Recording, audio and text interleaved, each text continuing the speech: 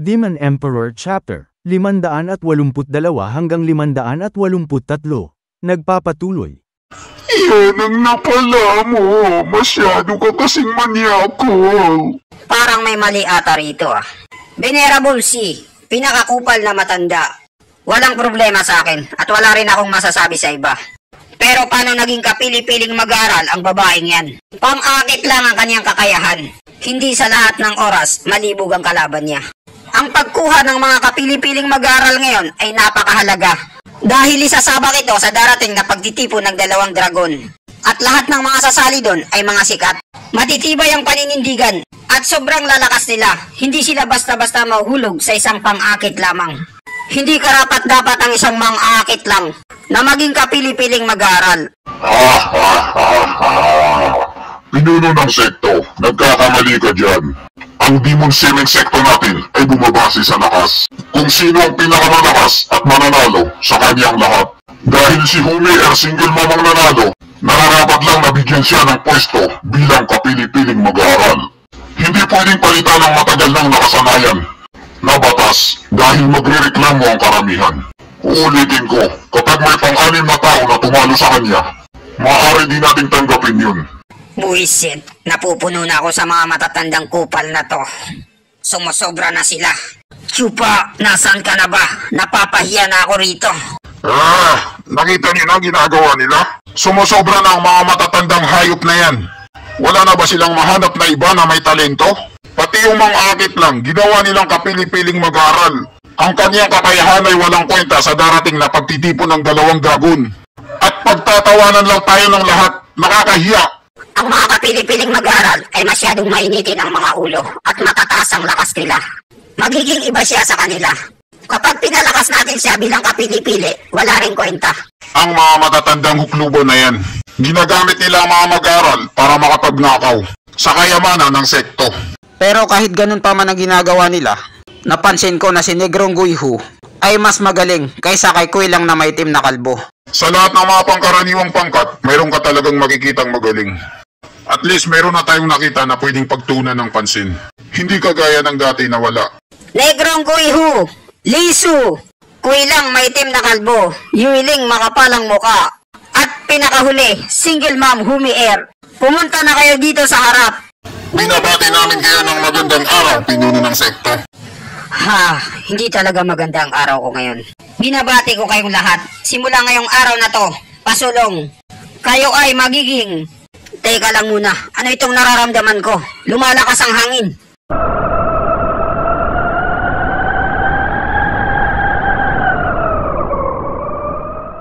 Sa wakas, dumating ka na rin. Kanina pa kita hinihintay. Hindi ba si... Oo, tama ka dyan. Anong ginagawa niya rito? Hindi maaari. Bakit siya nandito? Pasensya na sa inyo, pero kayong 5 ay hindi magiging kapili-piling mag-aral. Never. Tama si Chupa. Asa kayo. Mayroon pang natitirang kalahok na lalaban sa inyo. Mahilig talagang maging bida-bida itong si Chupa. Sino yung napastahan na pangahas na yan? Eto na naman itong mga matatanda na to. Nagpapapansin. Deadma kayo sa akin. Ang batang ito, parang may binabalak siyang hindi maganda. Sino ka at bakit ka nagpakita rito? Isa akong mag-aral sa labas. UR Batang Blondie. Magandang araw sa inyo, pinuno ng sekto. Ang batang ito, mukha siyang maganda. Pero nanlilisik ang kanyang mga mata. Parang gusto niyang pumatay ng tao.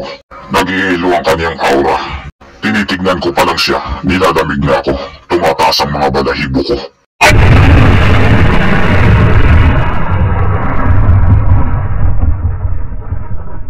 Isa akong trabahador. Ang pangalan ko ay Chupa. Kinagagala ko kayong makilala, pinuno ng sekto.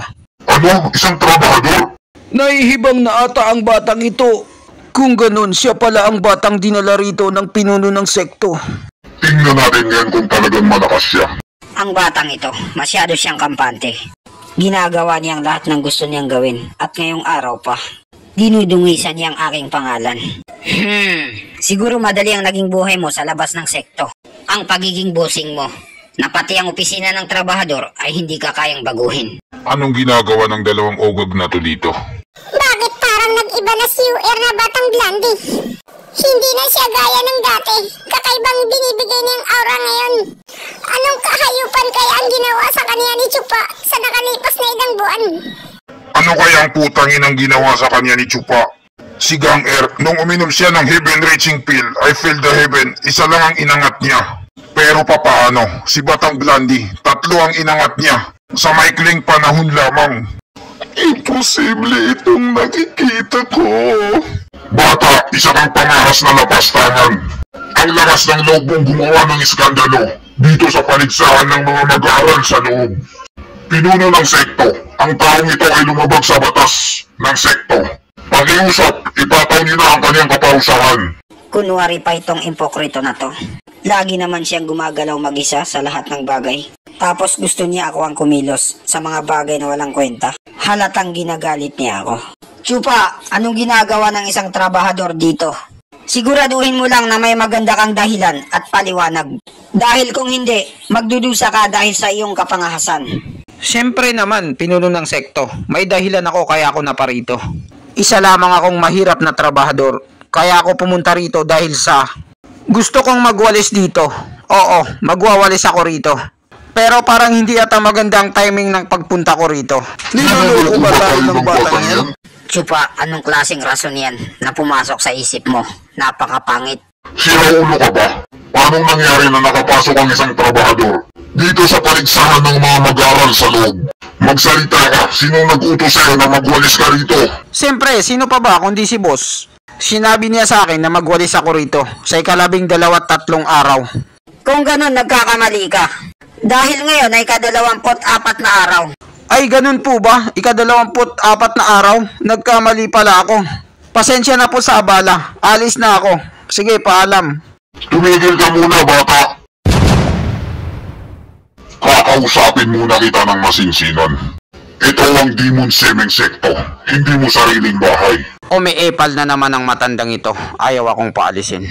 Pinuno ng sekto, ang mga trabahador ay bawal pumasok sa labas at loob ng paligsahan ng sekto. Ang batang ito ay nagkasala, pakiusap, parusahan niyo siya. Kahit gaano pa kahalaga sa iyo ang batang ito. Tingnan natin kung paano mo siya may liligtas ngayong araw. Talagang ginikipit ako ni Venerable C. Ayaw niyang magpaawat. Sinong matanda ang nagbabantay sa paligsahan ngayon? Ako po, pinuno ng sekto. Anong may tutulong ko sa inyo? Ikaw palang hinayupak ka. Tikman mo to. Normal lang sa isang trabahador ang magkamali. Tao lang. Napakalupit ni si Huyo sa isang matanda. Hinayaan mo siyang makapasok dito. Isang malaking kapabayaan at kasalanan. Negligent of duty. Oh, ano ka na ngayon, Venerable C? Pakiw ka sa akin.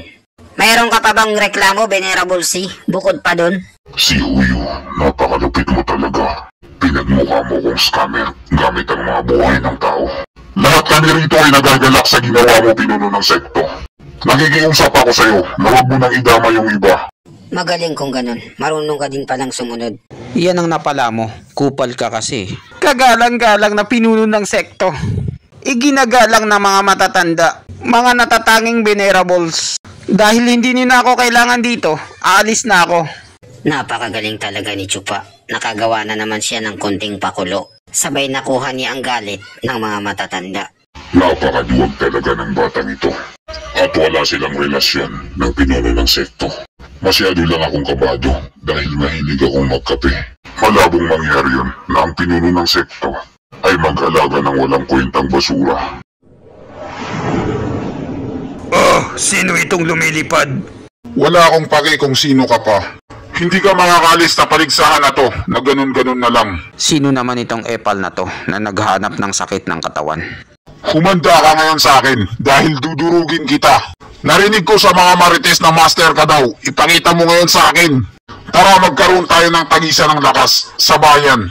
Negrong kupal, nagkamali ka ng hinamon. Red Advanced Armament Hockey. Humanda ka na ngayon, basura. Wawalisin na kita ngayon. Hindi maaari ito. Napakalakas ng kapangyarihan niya. Patawad! Kahanga-hanga! Anong klaseng lakas yun? Pinulbos niya si Negro. Ang batang yun, isang wasiwas lang ng walis niya. Gumagawa ng napakalakas na enerhiya. Tao pa ba siya? Anong klaseng halimaw siya? Hindi maaaring isa lamang siyang trabahador na may pambihirang lakas at kapangyarihan. Papaanong napunta siya sa pinakamababa na tagapagsilbi ng sekto? Isang walisan ko lang, tulog na si Negro. Isa siyang halimaw na nagbabalat tao. Buti alam mo, kupal. Kailangan makuha natin siya bilang kapili-piling mag-aaral. Siya nga pala, sino ba siya? Hindi ko siya kilala. Isa ba siya sa mga mag-aaral natin sa sekto? Bakit hindi ko pa naririnig ang pangalan niya? Bago pa lang siguro siya at hindi pa sikat. Sa palagay ko, isa siyang trabahador, kaya normal lang na hindi natin siya mapapansin. Ano? Trabahador lang siya? Bakit itinapon nila ang isang mahusay at malakas na mag-aaral sa opisina ng trabahador? Ang mga bulok na mga matatandang buto-buto na to, gusto nilang sirain ang Demon Seeming sekto. Ha ha ha ha ha ha. Pero ngayon nakita na natin ang magiging pambato natin. Wala na akong pakialam sa lahat. Kakausapin ko si Huyu at ipapalagay ko siya bilang kapili-piling mag-aral bukas. At dito nagtatapos ang chapter 582 hanggang 583. Maraming salamat po sa panunood nyo. Mag-subscribe para laging updated sa buhay ni Chupa.